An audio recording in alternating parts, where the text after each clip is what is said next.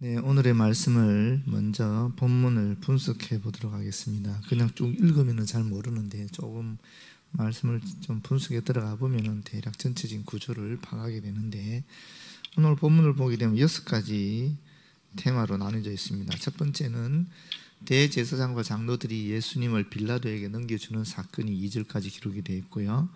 그 두 번째는 가룟 유다의 자살 사건이 3절부터 10절까지 있습니다. 내가 무지한 피를 팔고 죄를 범하였다 하고 은을 성소에 던져놓고 목매달아 죽었지요. 그 성소에 던진 은 30을 가지고 토기장의 밭을 사서 나그네의 묘지로 삼았다, 이런 이야기입니다. 세 번째, 빌라도의 질문과 선택이 11절부터 26절에 나옵니다. 먼저 빌라도가 예수님에게 질문하고, 두 번째는 백성에게 질문하는 내용이 나오지요. 예수님께는 어떻게 질문합니까? 내가 유대인의 왕이냐? 그때 예수님이 그렇다. 그리고 나서 그 외에 다른 모든 질문에 대해서는 침묵하시는 모습이 나오고요.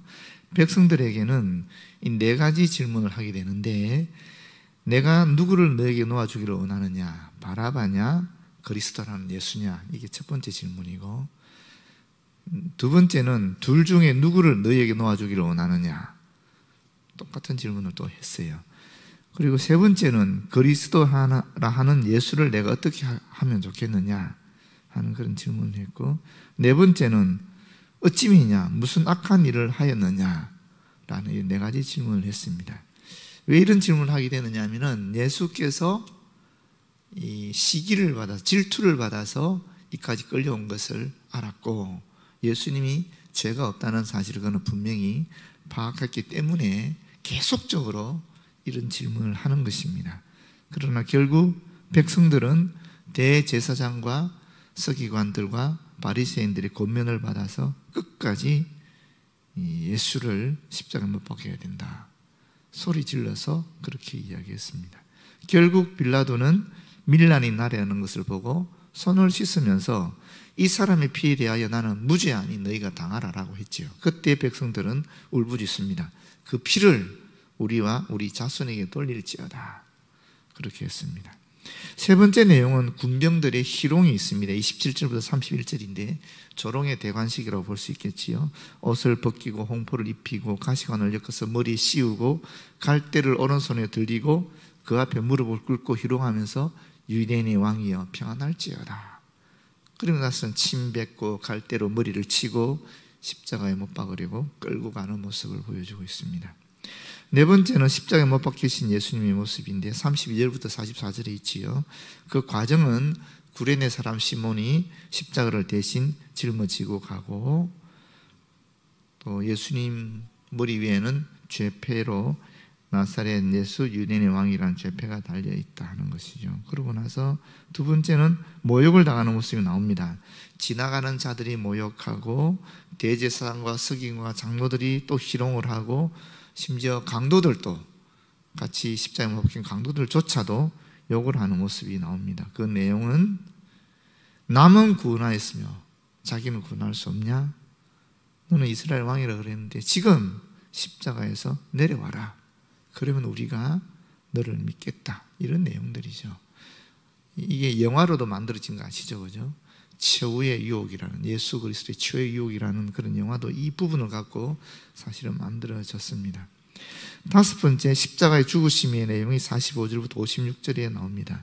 예수님이 우리 시간으로 하면 오전 9시, 오늘이죠. 오늘 오전 9시에 십자가에 못 박히셨고, 그리고 12시가 되면 어둠이 임했고요. 그리고 오후 3시에 십자가에서 돌아가시는데, 그때 돌아가실 때에 엘리 엘리 라마 사박단이라고 크게 소리를 지르시고, 또 다시 크게 더 소리 지르시는 가운데에 영혼이 떠나가시죠. 죽으신 후에 일어난 현상은 성전의 휘장이 위로부터 아래까지 찢어서 둘이 됩니다. 율법의 시대가 끝나고 새로운 시대가 열렸다는 것을 나타내 주는 겁니다. 다시 말하면 믿는 사람들이 이제부터는 하나님께 직접적으로 나아가게 될 수 있다는 새로운 시대를 여는 것이죠. 두 번째는 땅이 진동하면서 바위가 터져나가고요. 세 번째는 무덤들이 열리면서 자던 성도들의 몸이 많이 일어났다라고 기록하고 있습니다. 그리고 나서 세 번째, 이 조그만 세 번째는 백부장과 함께 예수를 지키던 못 박았던 사람들의 고백이 나옵니다. 지진과 그 일어난 일들을 보고 심히 두려워하면서 하는 말이 이는 진실로 하나님의 아들이었다라고 얘기하고 있습니다. 이 백부장의 이름이 이 외경에는 기록이 되어 있습니다. 베드로 복음서라는 외경에는 이름이 기록이 되어 있는데 그 이름은 페트로니우스 또는 다른 이름으로 하면 롱기누스라는 분이고, 거기에 의하면은 이분이 나중에 복음 전도자가 되어서 바울과 베드로의 로마 선교에 큰 도움을 준 것으로 나타나 있습니다. 그 다음에 십자가에 돌아가실 때 끝까지 함께 하신 분들의 이름이 기록이 되어 있습니다. 여인들의 이름이죠.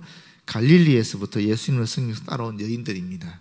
막달라 마리아, 야고보와 요셉의 어머니 마리아, 그리고 세베대의 아들들의 어머니로 기록이 되어 있습니다. 더 구체적으로 보게 되면 막달라 마리아와 이 야고보 요셉의 어머니 마리아는 글로바입니다. 글로바의 아내이고요. 세베대의 아들들의 어머니는 살로메입니다. 야고보 요한의 어머니고, 마리아의, 예수의 어머니 마리아의 동생이죠. 예수님에게는 이모가 되는 그런 분들이 함께 끝까지 지켜보는 모습을 보여주고 있습니다. 그리고 예수님이 돌아갔을 때 여섯 번째 장면이 펼쳐지죠. 장례식입니다. 57절에서 66절에 아리마대 부자 요셉이 예수의 제자로서 바위 속에 판 새 무덤을 만들고 거기에 장례를 지내는 모습이 나오고요. 그리고 이제 대제사장과 바리새인들이 이 사흘 후에 다시 살아나리라 했기 때문에 제자들이 와서 시체를 도둑질하고 그렇게 말하게 되면 더 큰 혼란이 일어나니까 지켜달라고 해서 경비병들이 무덤을 지키는, 그렇게 이 본문이 구성이 되어 있습니다. 이 본문을 통해서는 빌라도와 백부장을 좀 초점을 잡고 봤으면 좋겠습니다. 사실 지난 주일에 이 본문을 갖고 말씀을 드렸기 때문에, 근데 오늘 이 시간에는 빌라도와 백부장, 이 둘을 보게 되면 둘 다 군인이었죠. 군인이었습니다. 그런데 빌라도는 정사에 기록이 되었고, 이 백부장은 사실은 그 이름이 야사에 기록이 되어 있는 것이죠. 빌라도는 예수께서 시기를 받아서 재판석에 앉은 것을 알아차렸습니다. 사실을 파겠다라는 것입니다. 그리고 그에게는 예수를 풀어줄 권한과 책임도 있었습니다. 그런데 그는 그렇게 하지 않았다라는 것입니다. 할 수 있었음에도 불구하고 그는 옳음을, 정의를, 하나님의 의를 실현하지 않았습니다.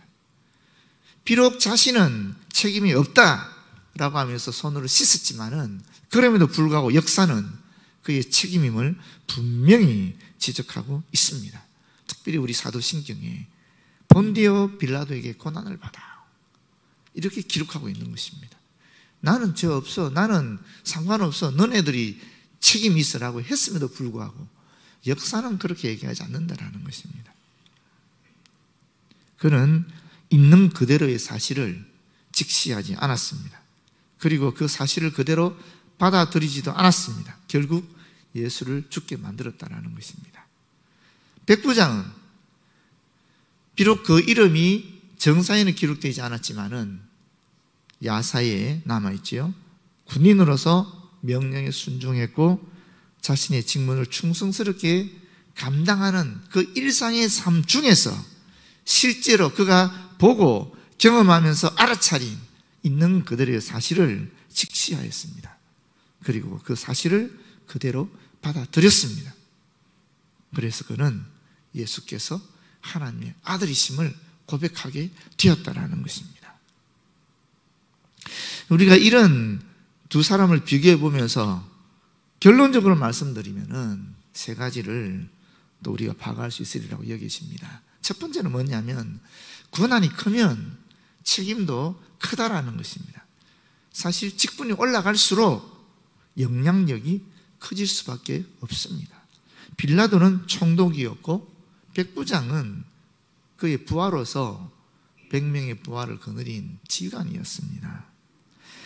예수님을 십자가에 못 박는 실제적인 그 일을 직접 지휘한 사람은 백부장이었습니다.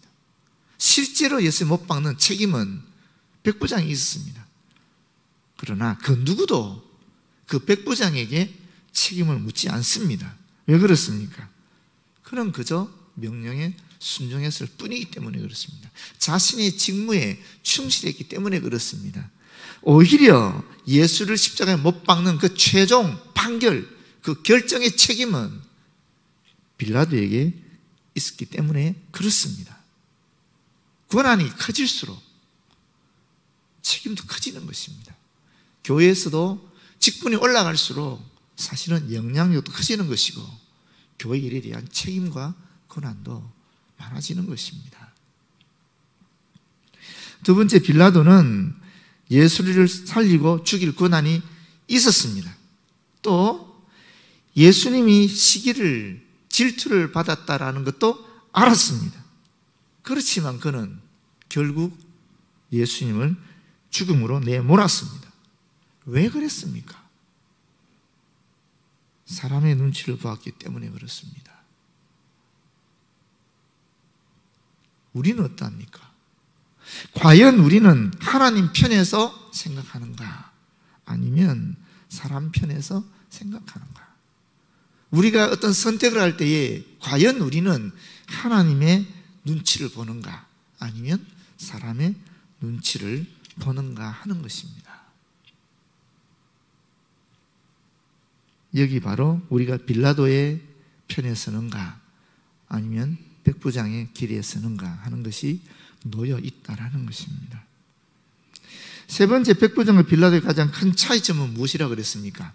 있는 그대로의 사실을 알아차리고 이를 그대로 받아들이고 있는가 또는 아닌가 하는 것입니다. 우리는 어떻습니까? 우리는 선입관 없이 편견 없이 과연 선포되어지는 말씀을 그대로 받아들이고 있습니까? 교회 공동체의 결정에 편견 없이 참여하고 있습니까? 그리스도의 피로 맺어진 형제와 자매를 있는 그대로 편견 없이 그렇게 대하고 있는가 하는 것입니다. 사실 우리는 너무나 많은 편견과 선입관 속에 또는 우리의 살아온 삶의 자취로 만들어진 그런 어떤 생각 속에 하나님의 말씀을 받아들이기도 하고 또 교회 공동체의 결정에 참여하기도 하고 또 심지어 같은 형제와 자매를 바라보기도 합니다. 그렇게 될 때 우리는 빌라도의 길을 걷게 되는 것입니다. 이제 우리는 무엇을 정화하고 무엇을 조명하고 어떻게 그리스도와 일치하는 삶을 살아가야 될 것인가?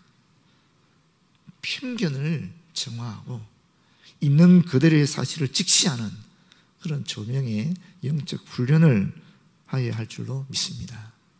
사람의 눈치를 보고자 하는 마음을 정화하고 하나님의 눈치를 보고자 하는 조명의 영적 훈련을 지속해야 할 줄로 믿습니다. 그렇게 하게 될 때 일상에서 그저 그런 식으로 살아가게 될 때 우리는 점점 그리스도와 하나 되는 일치하는 그런 결과를 얻을 것입니다. 모쪼록 다시 한번 우리 안에 어떠한 편견이 있는지 있는 그대로의 사실을 보지 못하게 하는 그런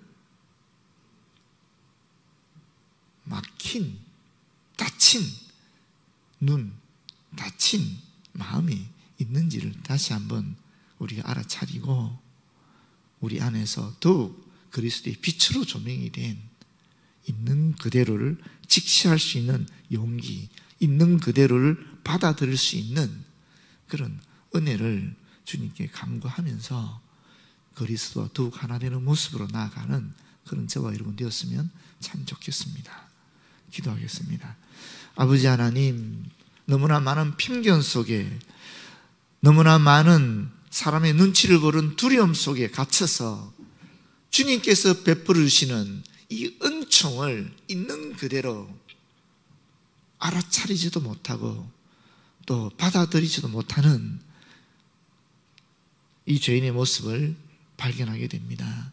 주님 용서하여 주시고 모쪼록 은총을 더욱 베풀어 주셔서 우리 안에 있는 이 편견을 정화하고 그리스도의 빛으로 조명되어 그리스도께서 베푸신, 하나님께서 베푸신 은총을 있는 그대로, 사실 그대로 알아차릴 수 있도록 인도하여 주시옵소서.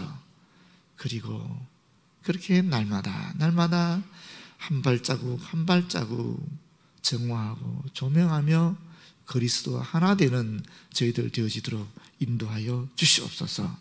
예수님 이름으로 기도드립니다. 아멘.